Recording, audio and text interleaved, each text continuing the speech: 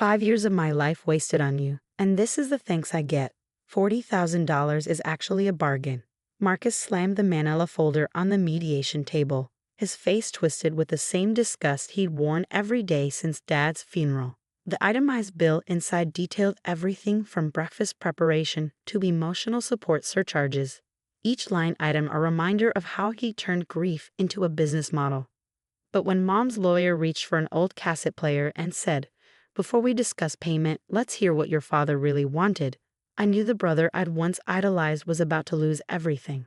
The mediation room fell silent except for the mechanical click of the play button. We were in a sterile conference room on the 15th floor of Hartman & Associates, the kind of place where families came to divide assets and destroy relationships with legal precision. Marcus sat across from me, his attorney Bradley Stills beside him, both wearing matching expressions of smug certainty. "This is ridiculous," Marcus said, straightening his expensive tie, the one he'd bought with Dad's money, no doubt. "We don't need to listen to." "Actually, you do." Eleanor Hartman, Mom's estate lawyer, had the kind of presence that made corporate sharks nervous. She'd been Mom's best friend since college, which is why she'd agreed to handle this mess personally. "This recording was made by your father 2 weeks before his death. Your mother kept it in her safety deposit box with specific instructions. Mom had been gone for 3 months now. Cancer, like Dad, though hers had taken longer, given us more time to say goodbye. She'd spent her final weeks making sure everything was in order, though she'd never mentioned anything about a recording." Eleanor pressed play. Dad's voice filled the room, weak but unmistakable. "This is Thomas Morrison, being of sound mind, mostly, and tired body. Recording this on March 15th, 2019. If you're listening to this, it means I'm gone and probably causing problems from beyond the grave." I felt tears sting my eyes. Classic Dad, making jokes even while dying. "I need to set something straight about my will and my children. Marcus, my son, I'm leaving you $200,000 from my life insurance policy. But, and this is important, this money comes with a condition." Marcus leaned forward, his knuckles white as he gripped the table edge. "You only get this money if you take care of your sister, Lily. And by take care, I mean actually care for her, not just exist in the same house. Be the big brother she needs. Help her through school, through grief, through life.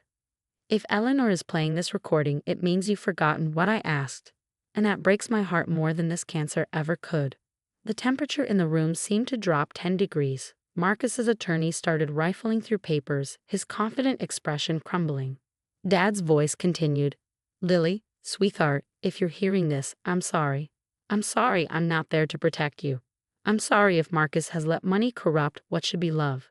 The $200,000 was never meant to be his payment. It was meant to ensure you be cared for while using my remaining assets." "This is," Marcus started. "Shh," Eleanor commanded, turning up the volume. "I've also established a separate trust for Lily's education and living expenses, managed by Eleanor Hartman. Marcus doesn't know about this. I wanted to see if he'd care for his sister out of love or greed.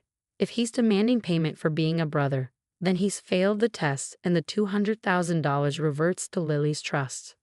The recording clicked off. Marcus's face had gone from red to white to a sort of sickly green. His attorney whispered urgently in his ear, but Marcus shoved him away.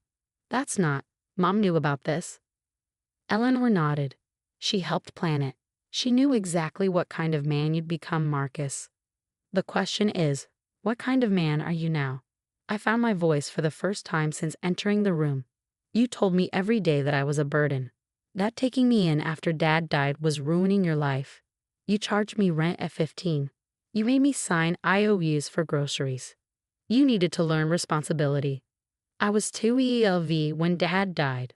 The words exploded out of me. 12 years old, and you handed me a bill for my own birthday cake. The memories flooded back, each one more painful than the last. Marcus, 10 years older than me, had been 22 when Dad passed. Fresh out of college, angry at the world, and suddenly stuck with a grieving preteen sister. "Let's review this itemized bill," Eleanor said, putting on reading glasses. "Breakfast preparation, $5 per meal, times 5 years. That's $9,125. Interesting, considering Lily made her own breakfast from age 13 on. She still ate the food I bought." with the trust fund money that was automatically deposited into your account for her care, Eleanor interrupted. Oh, here's my favorite. Emotional support surcharge. $50 per crying session. You charged your grieving sister for crying about your dead parents? Marcus's attorney finally spoke up. This is emotional manipulation. That recording could be fabricated. Eleanor smiled like a shark. Would you like to see the video version? Thomas was thorough. He also had 3 witnesses, including his oncologist. I pulled out my own folder, my hands shaking. You want to talk about what you did for me, Marcus? Let me show you what I documented. I spread photos across the table. This is my bedroom in your house. A mattress on the floor in the unfinished basement. No heat in winter, no AC in summer. You told people I chose to live down there. You were impossible to live with. This is the lock you put on the refrigerator. I had to ask permission to eat. This is the schedule you made me follow. Up at 5 a.m. to clean before school. Home by 3:30 to start dinner. Homework only after all chores were done. Structure is important. This is the bill you gave me for missing curfew by 10 minutes because the bus was late. $25. I was 14 and working illegally at a diner to pay you rent. This is the contract you made me sign promising to pay you back for every expense once I turned 18. Eleanor picked up one of the photos. Is this a padlock on her bedroom door? From the outside, I clarified. He locked me in at night, said it was for my own safety. She was sneaking out. To the library. I was sneaking out to study because you turned off the power to the basement after 9 p.m. to save money. The room erupted. Marcus shouting denials, his attorney demanding to see evidence, Eleanor calmly producing document after document. Through it all, I sat quietly, remembering how Marcus had been before Dad got sick. How he taught me to ride a bike, helped with homework, snuck me extra dessert when Mom wasn't looking. How grief had twisted him into someone unrecognizable. Someone who saw his little sister not as family but as a financial burden to be managed and minimized. Enough? Eleanor's voice cut through the chaos. Marcus, sit down. Mr. Stills, control your client or I'll have security escort you out. When order was restored, Eleanor continued. I have here copies of every deposit made into Marcus's account from Lily's trust. $3,000 monthly for 5 years. That's $180,000 total. Meant for her living expenses, education, and care. Marcus, can you account for how this money was spent? Marcus's mouth opened and closed like a fish gasping for air. I also have Lily's bank records showing she worked multiple jobs throughout high school to pay the rent you charged her. I have statements from teachers who provided her with food because she came to school hungry. I have medical records showing she was treated for malnutrition and exhaustion at 17. But most damning, Eleanor pulled out a final document. I have this. A petition for emancipation Lily filed at 16, which was denied because the judge believed keeping siblings together was more important than the minor disagreements you convinced him were happening. I was trying to teach her. You were stealing from her, Eleanor said flatly. The trust money, the insurance payouts, the Social Security survivor benefits, all meant for Lily's care. You took it all and then charged her for the privilege of surviving. I finally looked directly at Marcus, seeing him clearly for the first time in years. He looked older, grayer, with deep lines around his mouth from constant frowning. The golden boy who'd gone to college on our parents' hopes and dreams, only to return as a stranger. Do you remember, I said quietly, the day after Dad's funeral? You found me in his workshop, crying. You held me and promised you'd take care of me. You said we were all each other had left. Something flickered in Marcus's eyes, shame maybe, or just the memory of who we used to be. Then the bills started. First, he said I needed to contribute to groceries, then utilities, then rent. By the time I was 13, you turned me into a tenant instead of a sister. Every hug had a price. Every ride to school went on my tab. You charged me for the gas to take me to Mom's grave. I had expenses. You had a fully paid house from Mom and Dad's estate. You had their cars, their savings, my trust fund, and the $200,000 Dad left you. You had everything, Marcus. Everything except compassion. Eleanor cleared her throat. Given the evidence presented, it's clear that Marcus Morrison has not only failed to meet the conditions of his father's bequest, but has actively defrauded his sister of approximately $180,000 in trust funds. plus additional damages for emotional abuse and neglect. This is insane. Bradley still stood up. We'll fight this in court. Please do, Eleanor smiled. I'm sure a judge would love to see how a 22-year-old man systematically abused his orphan 12-year-old sister for profit. The media would have a field day.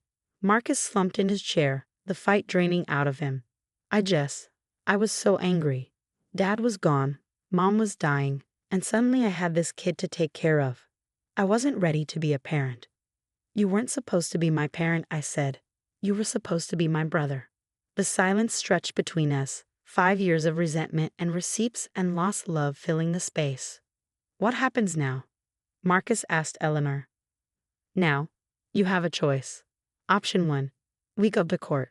Lily sues for the stolen trust funds, emotional damages, and fraud. You lose the $200,000 from your father, face potential criminal charges, and definitely lose the civil case. Option 2. You sign over the $200,000 to Lily's trust, agree to a payment plan for the $180,000 you stole, and we keep this out of court. In option 3, Marcus asked desperately. Eleanor looked at me. This was my call, apparently. I thought about all the nights I'd gone to bed hungry while Marcus ate takeout upstairs. All the school events I'd missed because he wouldn't drive me. All the times I'd needed a brother and found only a landlord. But I also remembered the brother who'd taught me to tie my shoes, who'd checked for monsters under my bed, who'd once loved me before grief and greed poisoned him. Option 3, I said slowly, is you finally act like my brother. You sign over the money, not because you have to, but because it's right. You stop seeing me as a bill and start seeing me as family. You get therapy to deal with whatever turned you into this. And maybe, we find our way back to being siblings. Marcus looked at me, really looked at me, for the first time in years. Lily, I'm not finished, I cut him off. I don't need your money, Marcus. I got a full scholarship to college despite everything. I'm graduating next year, debt-free because I learned how to survive on nothing. But I need you to acknowledge what you did. No excuses, no justifications. Just truth. Marcus's hands shook as he reached for the glass of water in front of him. I turned you into a cash machine. I was supposed to protect you, and instead, I charged you for protection. I made you pay for being orphaned. I'm sorry. It wasn't enough. It would never be enough. But it was a start. Mr. Morrison, Eleanor said gently, what's your decision? Marcus looked at his attorney, then at me, then at the photo of my basement bedroom still lying on the table. I'll sign it all over. The $200,000, and I'll repay what I took. It'll take time, but... I don't want you homeless, I interrupted. Despite everything, I don't want that. I have a job, he said quietly. A good one. I can afford to make this right financially. I just don't know if I can make the rest right. That's not today's problem, Eleanor said, producing documents. Today, we fix the financial fraud. The rest is up to you too. As Marcus signed paper after paper, his attorney looking increasingly uncomfortable, I felt something I hadn't expected. Pity. Not forgiveness. That would take much longer, if it ever came, but pity for the brother who'd let grief and greed eat him alive. Lily, Marcus said as he signed the last document, for what it's worth, Dad would be ashamed of me. Yeah, I agreed. He would be. But he'd be proud of you. I thought about that as we wrapped up the mediation. Dad's recording had revealed his tests, but I wondered if he'd known how badly Marcus would fail it. Or maybe he'd hoped the money would be enough motivation for Marcus to actually care for me.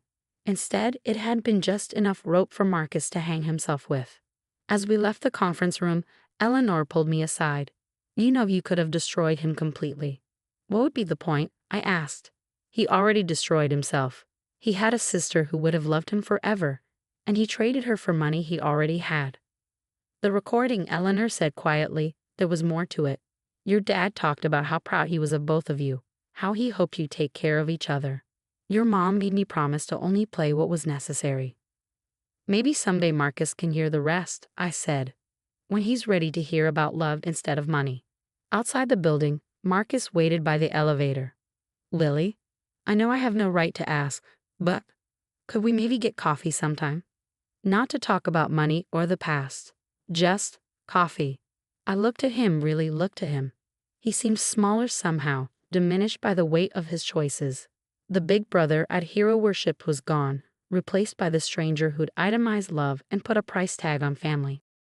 Ask me again in a year, I said finally. After you've started therapy, after you've made some payments, after you've figured out who you are when you're not trying to profit off your sister's grief. He nodded, understanding more than he probably had in 5 years. Fair enough. As the elevator doors closed between us, I realized something. Marcus had tried to charge me $40,000 for being my brother, but the real cost had been so much higher. He'd lost his sister, his self-respect, and any chance at the family Dad had hoped we'd build together. I walked out into the afternoon sun, my phone buzzing with texts from friends asking how it went. For the first time in 5 years, I felt free. Not from the financial burden. I'd been carrying that all along. But from the weight of wondering why my brother had stopped loving me. He hadn't stopped. He just put a price on it and learned too late that love isn't something you can invoice. The $200,000 would help with law school. The trust fund repayments would secure my future. But the recording of Dad's voice, hoping his children would take care of each other. That was worth more than all the money Marcus had tried to steal. And somewhere in the city, my brother was learning the cost of that lesson. $40,000 demanded, $200,000 lost, and a sister who might have loved him for free.